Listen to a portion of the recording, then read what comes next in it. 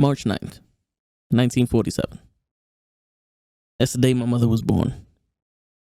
Fast forward 41 years to March 10th, 1988, the day after her birthday. She gave birth to me. In her words, I was her birthday present. You know, I used to like to tell people that stuff when I told them our birthdays. I wasn't the only child. I'm not the only child. I got an older brother, but in February 2011, she passed away.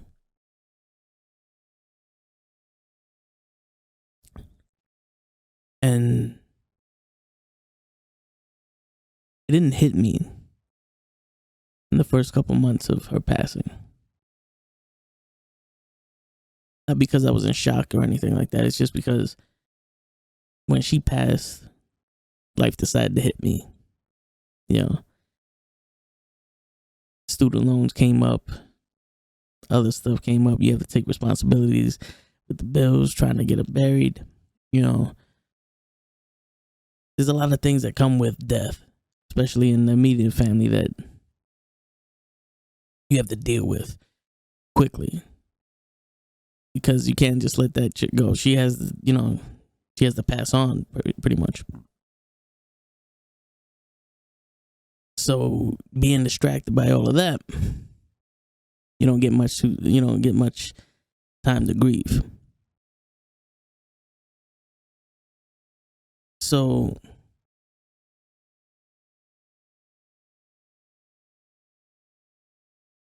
before I tell you how the next 10 years of my life went, I would like to go back in time and paint a little picture of how the type of woman she was. Right?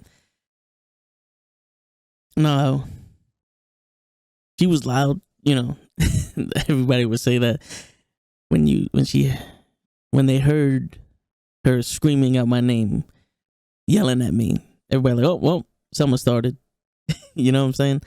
And she was passionate, protective. Nobody messed with us. She had this look in her eye that, you don't want to mess with her. You know what I'm saying? But she was also the type of woman that if she loved you, it was with everything she got, Whether she was her friend, her family, another child that was on the block, someone that she knew, she would go to bat for you. And, she was someone that would call me all the time. Once we got cell phones, because I'm old now, so we didn't always have cell phones. We didn't grow up with them. So I had like 17, 18 years old. I got my first cell phone. She would always call me, and we had these walkie-talkies, and it was like, it wasn't an XL, so it wasn't a burp, but it was some else. And it was always, are you there? Are you there? She'll never let go of the button. And I would be in the middle of the street screaming at my phone, let go of the button. Let go of the goddamn button. You know what I'm saying? Like, that's how she was. And when she finally let go of the button, I'm like, yeah, I'm at the park. She's like, okay. Then she'll call me like 15 times because I didn't call her to tell her I was there or I was here, or she just wanted me to call her when I was home and all that. That's mother, pretty much. When I was in high school, I didn't go. I'm not gonna bullshit you. I would go like once a week, once every 2 weeks. Freshman year, I just stayed home. I wasn't doing nothing crazy. I wasn't doing any drugs or anything like that. I was just staying home. And she called me. And this woman went to her job the next day and told her boss, these are my new hours. And she literally woke me up every day and took me to school. Didn't take me to where the train stop was and say, okay, go to school. No. She dropped me off in front of the school, knew the security guards, and I had to go to school. And surprisingly, I was able to graduate on time, even though I was on the truancy list and I failed a couple classes, but I had to, do after school programs and all that other stuff. That's the type of woman she was. She didn't take no shit from nobody. I got my first job at Toyota, and every Saturday was a half a day of work. And I would take the bus home, and she would meet me. And at the time, it was the Whitestone movie theaters. And every Saturday, no matter what was playing, we would go and watch movies, right? And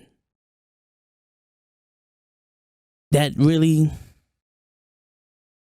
looking back at it now, is like, I love watching movies, you know? And that was really something that we had. That was still to this day, when I go to the movies, I look at the seat next to me, whether there's somebody in it or not, and I imagine her being there with me. And that's something that I can't trade in for the world.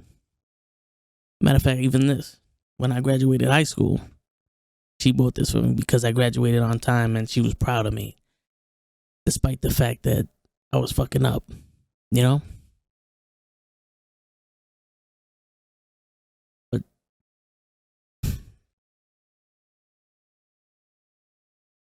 which showed me that, you know, she wasn't going to give up on me, you know? And I got a lot of the strength and a lot of the humor and a lot of the toughness I get comes from her. So, oh man, this woman, she was funny as hell. She can outdance anybody. We went to one of her Christmas parties for her job, and there was 2 professional ballroom dancers.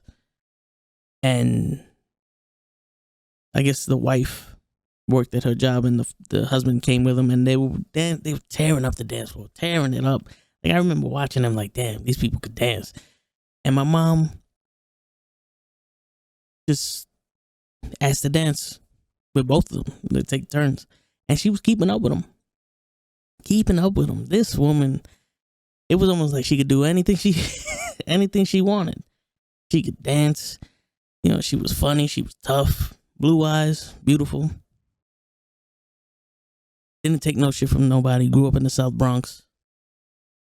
You know, wonderful. She had 2 sisters and a brother, which my uncle, her brother, lived close to us all the time. When we was babies, he used to live underneath us, you know, on the floor below us. And when she passed, I used to talk to him a lot. Wasn't necessarily about my mom, but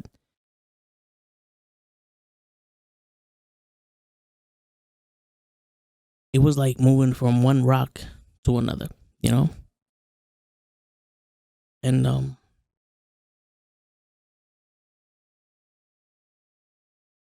couple years after she passed,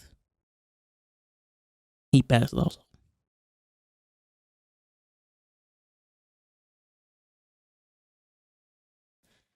Now,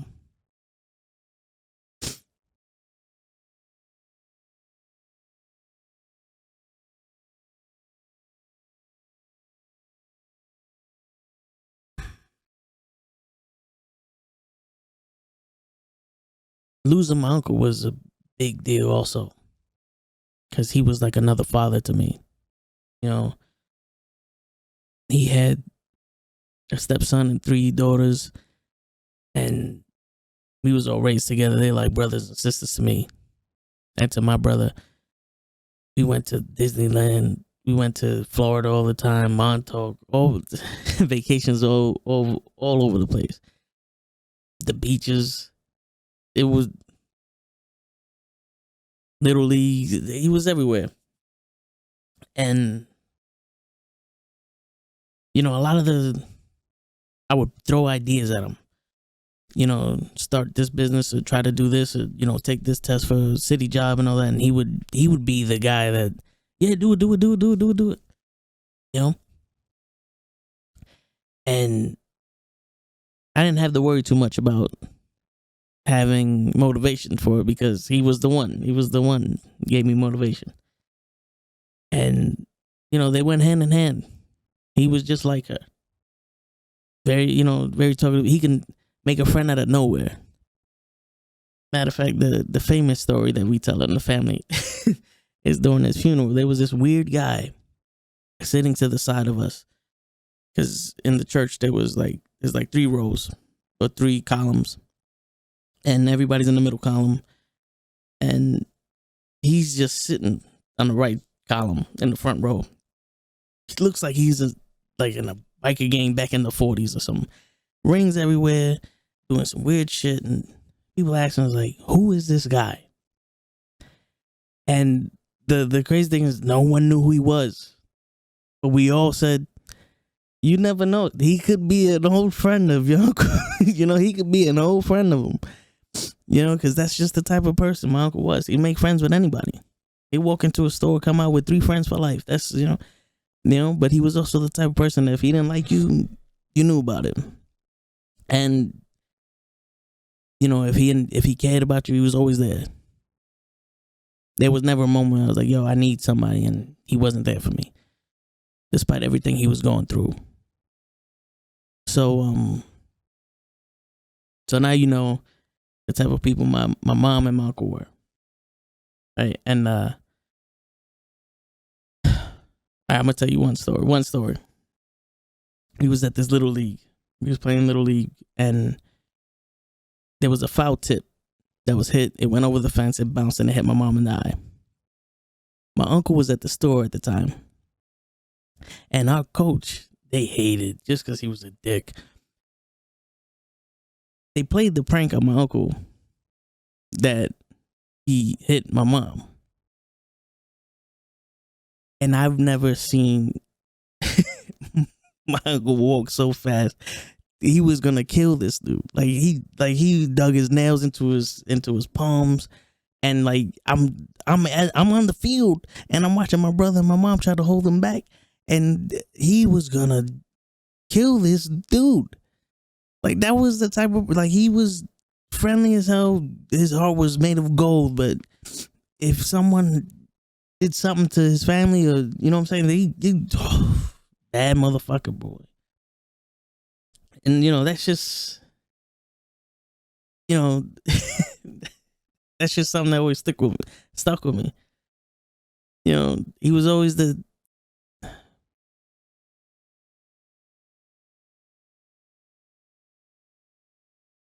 oh man, he was the type that would protect you, but also the type that would let you learn. He taught me a lot of things. Shit, I know how to use most power tools because of him. I went to school for auto mechanics, and me and him would talk about cars because he went to school for designing cars and all that other stuff, and we would talk about cars all the time. And when somebody had to fix a car, me and him was out there, you know. And we helped redo his porch, built his pool, fixed his kitchen. Handyman. A lot of the stuff I learned from him. Most of how to be a man, I learned from him. You know, most of how a woman, how to treat women, I learned from my mom and from him. What a strong woman was. You know, I tell people my whole life I grew up with a strong woman. I don't know what a weak woman looks like. You know, like I don't see it. Then, you know, you live the world and you see all these different type of people, and it's like, damn, this is crazy. You don't expect that. So after they pass, it slowly starts to hit me. I had a lot of anger because you knew, well, you know, for 2 years, my mom was dealing with the cirrhosis of the liver. So her liver was deteriorating. You know, it passed the point where we couldn't donate a part of our liver to her. And, you know, it's like, at no point did you think she was going to go. At least for me.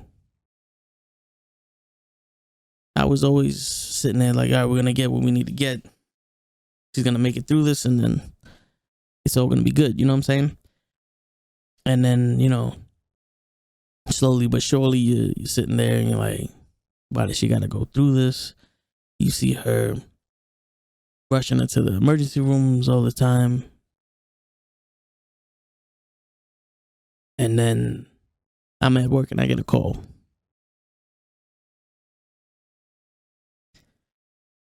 We rush to the hospital. It's on Valentine's Day. And I remember this because my best friend comes up to me. He tells me that he was talking to his mom and he's like, damn, it has to happen on Valentine's Day. And his mom tells him, nah, she wouldn't do that to her kids. And she waited like 2 more days. Till the 16th of February, she passed. Go through the 10 years. You know, no, you don't know how to grieve.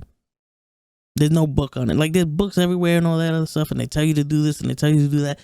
But they're all masks. They're all things that you're never going to feel better from it. And there's going to be plenty of days that it's going to hit you and you're not even going to know why. There's moments throughout the year that I don't feel bad, but I'm off. You know? Just like New Year's Eve.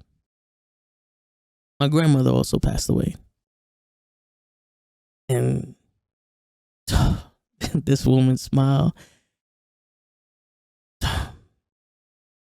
I said at her funeral that if there's anyone that ever told me how to love something, it would be her. And how to genuinely be happy. Her laugh and her smile can radiate a room.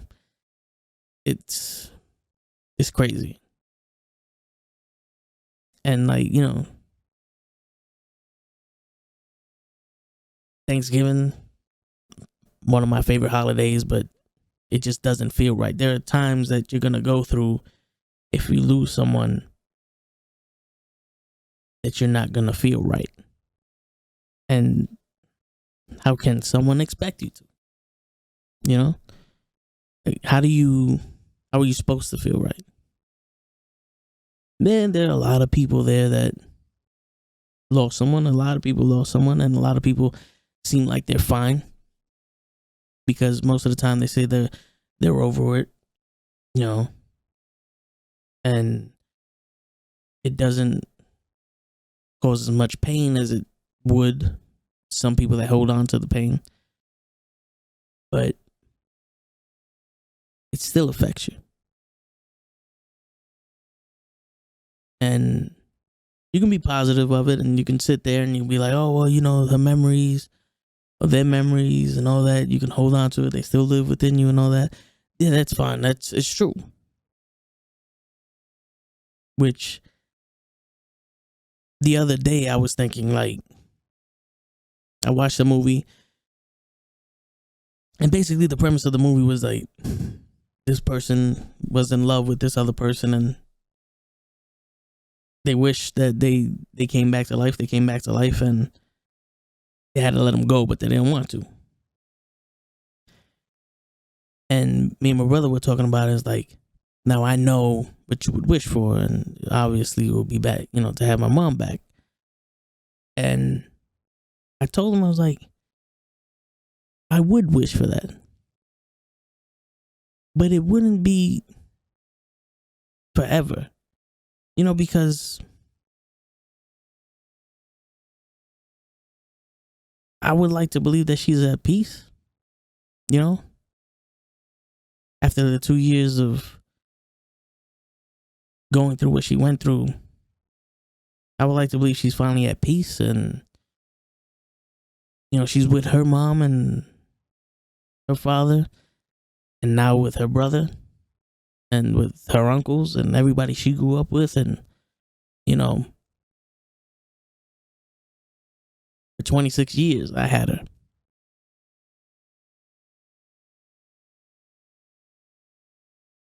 Or for 20 something years I had her. I can't do the math right now, but, you know, so I would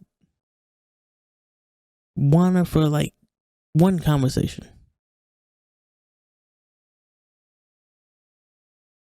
And it's not to be reassured that she's proud of me, or that, if I were to be able to speak to my uncle again, that he's proud of me, because I already know that. It would be to give reassurance of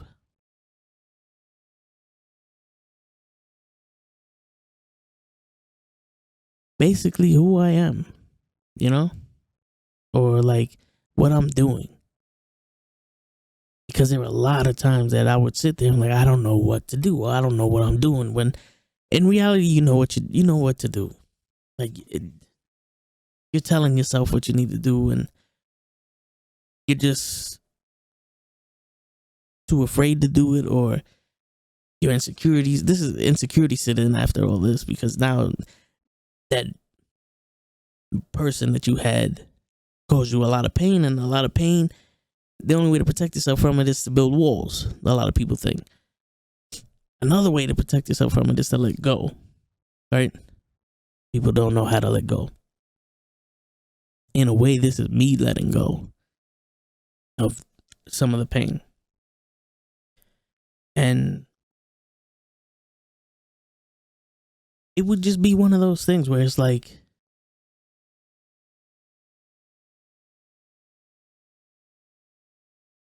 I know what I'm doing has good intentions, and it has everything they taught me in it, being a good person and all that other stuff. But it's still trying to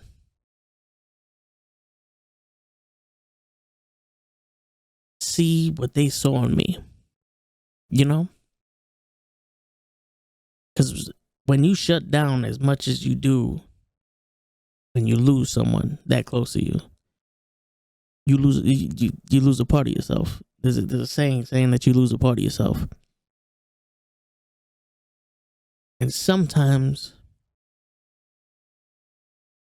it feels like you can't get that part back, and you have to reinvent yourself.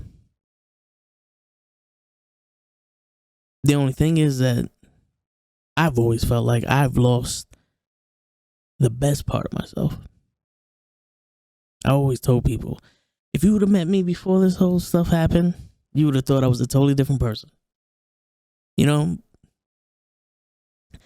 And I was a totally different person. I would never did this. For what? Back in the day, it was life hits you, you keep rolling with it. But there's a couple times that life's gonna hit you so hard that when you get up, you're still gonna be dazed, and you gotta stall and shake the cobwebs off. Boxing reference. But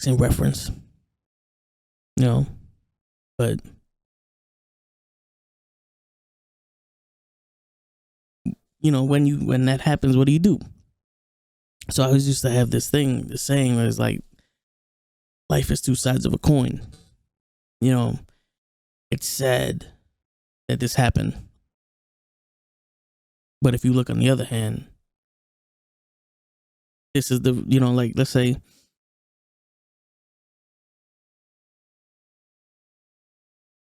my mom passed. The other end of the coin is that I would like to believe that she's at peace. But for a while, I felt like she was taken away from me. But if you look at the other side of that coin, she can't be taken away from me, because every part of her that I know is still inside my head. It's like, I would want to have one conversation to know what to do with stuff. But if you look at that other side of the coin, I've already had those conversations, Like there are times when I go on stream, or I buy stuff for the stream, like, or I'm about to make something, which is not a big deal for most people, but to step outside my comfort zone. I'm about to do that. And I would sit there and be like, damn, I don't know. I don't know. It's like the insecurity's building up.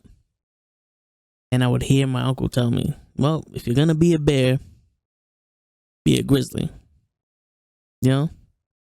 Basically, if you're going to do the shit, do it everything you got. Be the baddest motherfucker while you do it. And that helps me push through a lot of things. You know? It helped with a lot of things. So I guess this part of me talking is trying to say that if there's moments in your life where you're like, damn man, why does this always have to happen, or this, or if I could just speak to my mom about this or this, I wonder what she would say. You know what they would say. They said it to you plenty of times. Life is a revolving door of happiness and disappointments and tough times and easy times, where like I would sit on my stream and be like, yo, I have no one watching me. And it's just you sit there like, damn, should I be doing this? Should I be doing that? It's like, they say I'm a funny guy, I'm a relatable guy, yada yada yada. But no one's watching me. And I just hear my mom. That's called paying your dues, honey. That's called paying your dues. And I had this same conversation with her when I was in college, when I was working at Toyota, when I can't hit a ball to save my life in Little League, whatever the case may be. Because you're not going to be perfect at something when you start. You have to pay your dues. You have to learn. You have to take shit to get to where you're going. Like, they're not going to just hand life to you. When relationship-wise, it's like you have a tough time with a relationship, or a relationship with a person doesn't end, too well.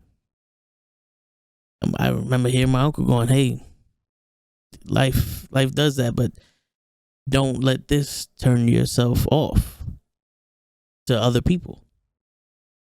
Don't let this person make you feel the type of way, and now when the next person comes, you're not the same person you was to her. You're not the 100% you that you are. You're not giving it your all because now this person screwed you up, because now you're cheating the next person and could possibly cheat yourself. These are all things that I've learned from my uncle and my mom, and these are all things that you take with you in life. So if you're sitting there and you're wondering, like, how the hell am I going to keep going? Or you feel like you're stuck and you just want that extra motivation from someone who passed. Remember the time when they gave you it. Because someone that special to you prepared you for life. And even when they're gone, you can remember a moment when you felt this way. You felt similar to this way. And they helped you cope through it. And talking to people help also. Now, you can't talk to everyone because not everyone is conditioned to listen. Not everyone is shown empathy. Not everyone knows how to deal with stuff like that. But there are people that went through what you went through and they're not cut off. And, sharing your experiences, letting it go, being open to the good memories that you had. There'd be a time when I didn't even want to remember the good memories because it made me cry. It made me sad that she's gone. But now, if you're open to the good memories, then it's like, this isn't a reminder that she's gone. This is a celebration of who she was when I was with her or them, you know, because it's like a movie. It only comes out in the movie theaters for a limited time, and when it's not in the movie theaters anymore, you got it on VHS. So VHS is your brain. Oh well, you kids nowadays DVD, but you know what I'm saying? It's like you have a vault of memories that you can go to, and once you stop punishing yourself with those memories and you allow yourself to actually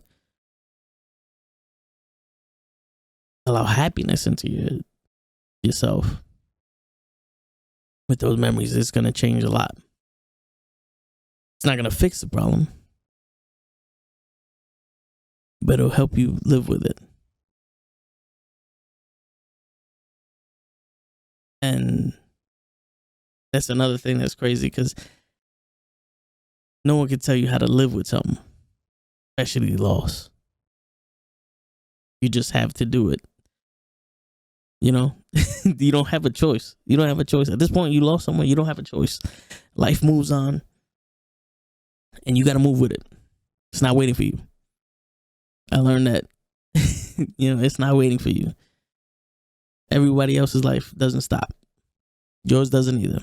You crawl away in a ball and try to hide from it, and all you do is lose time. You know, 10 years it takes me, and I'm still not fully fully set with it yet, but everyone has their own pace. I'm in no rush, but I mean, how can you rush something like that? It would be disingenuous. But you know, even if you haven't lost anybody and you're watching this,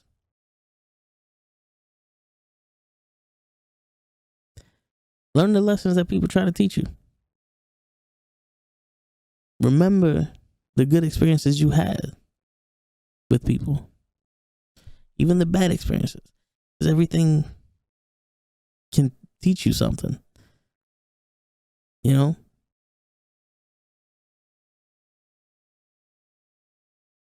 And don't be afraid to talk to people about it.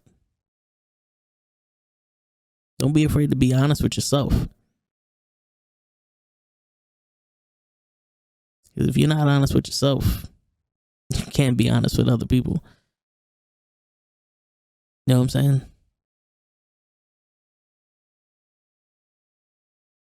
Don't be afraid of your success. That's another thing. For a long time, I wanted to do a lot of things, but I felt like I was holding myself back because it doesn't feel right. It doesn't feel right. They're not here to celebrate with me or, you know, see this. And the fact of the matter, yeah, they're not here to see it. But the last thing they will want is for you to not be successful, not be great because of them. You know?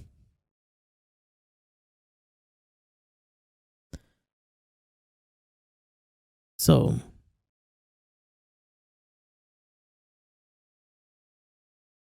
hopefully, someone who watches this understands what I'm saying, or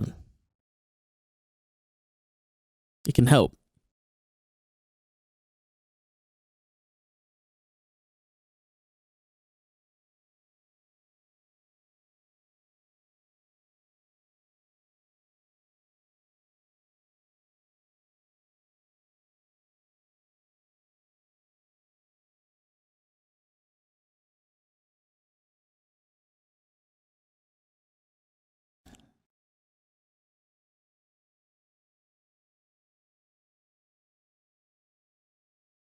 Just because they're gone doesn't mean you have to be also.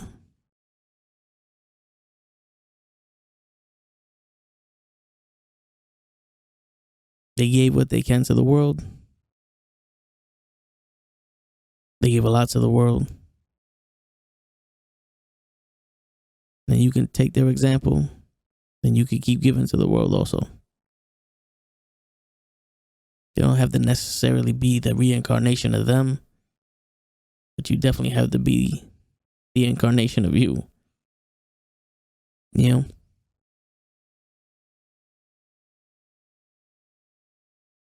And that's the crazy thing about life. You have your whole life to find out who you are,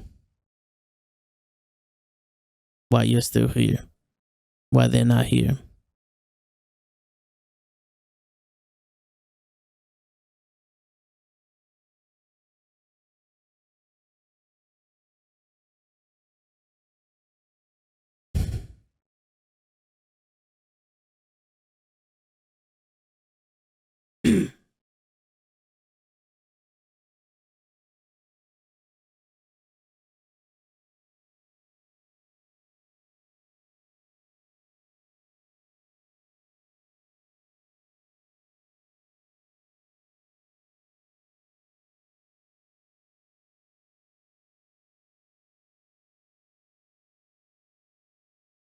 Just got to take the step.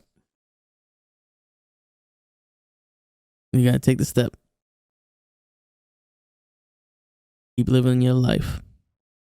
Keep pushing forward. Keep moving to the beat of your own drum, like you was when they were here.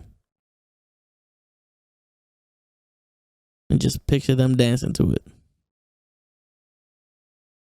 You know?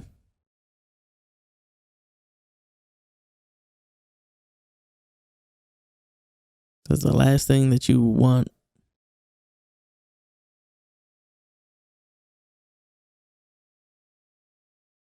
is to have that one conversation. And the only thing they tell you is, why'd you waste so much of your life? Because of me. You know? And the harsh reality is some people, I thought it.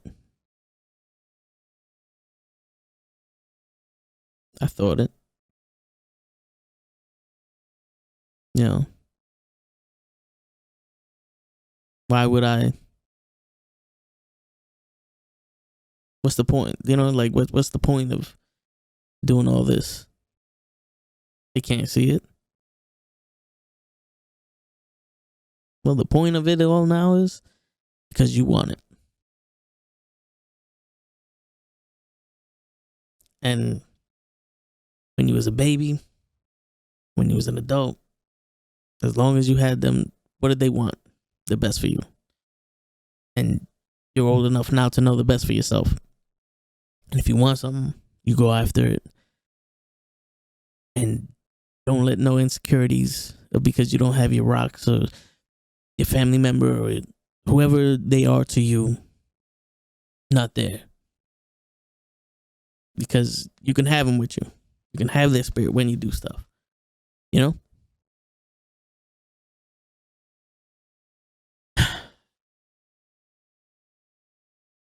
And it's a learning process. I didn't always think like this.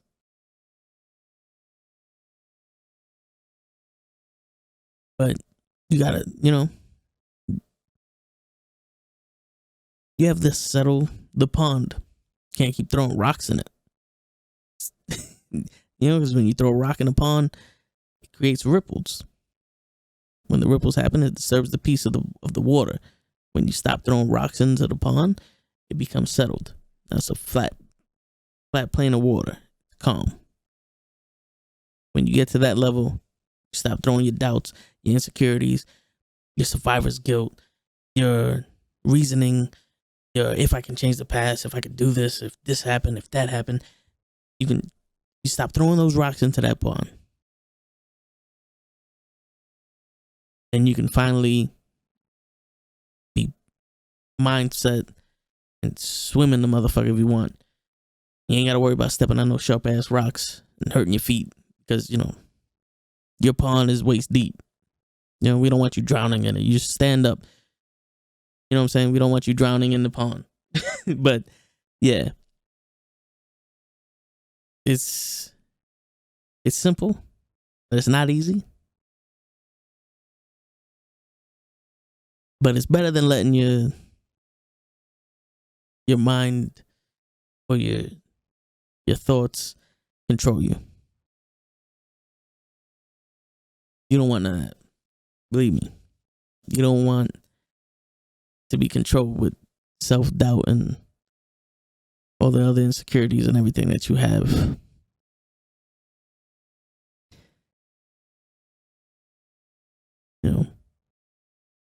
What helped me was a lot of motivational speeches, a lot of inspirational stories. But my brother told me he helped him was hearing sad stories, being able to release your emotion. Holding that in, it's crazy. You'll tear yourself apart. But also knowing that there's still people in your life that are there for you. And even if you're thinking like, oh, this was the only family I had, or everyone else in my family's a dick, or I don't speak to them, I don't do this. There are people that you have that you don't even know you have. You know what I'm saying? It's like, there, professional help you can get. There's meetings you can go to. There's, I don't want to say random people in the street, but there are friends that might be going through something so similar to what you're going through, or feeling the same way you're feeling, or that can listen. Because the thing that you want is to know somebody's there, right? Somebody's listening to you. You don't want to be spoken to. You want to be listened to. So don't mind all the rambling. This is off the top. This is off the top. I have nothing prepared. I have nothing written down, but it's like, there are some good people in this world. You just gotta find them. Don't close yourself off.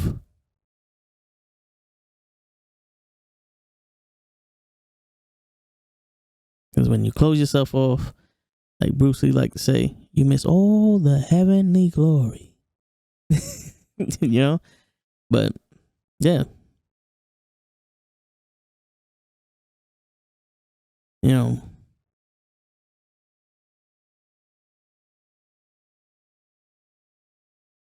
And this is me trying to release some emotion, something. Yeah.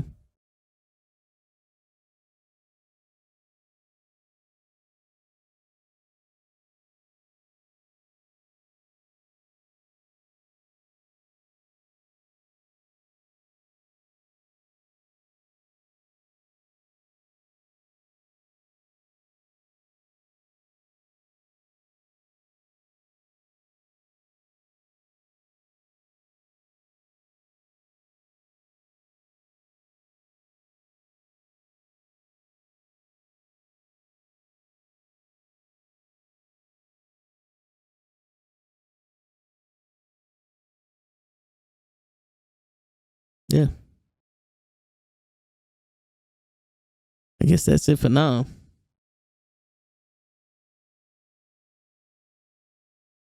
Hopefully you can take what I said and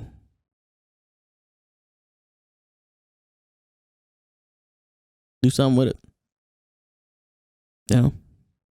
I'm not going to tell you how to react to what I said.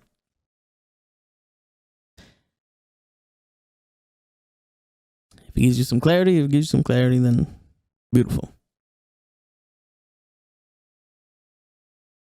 But hopefully, whatever's troubling you, you can help to alleviate some of that.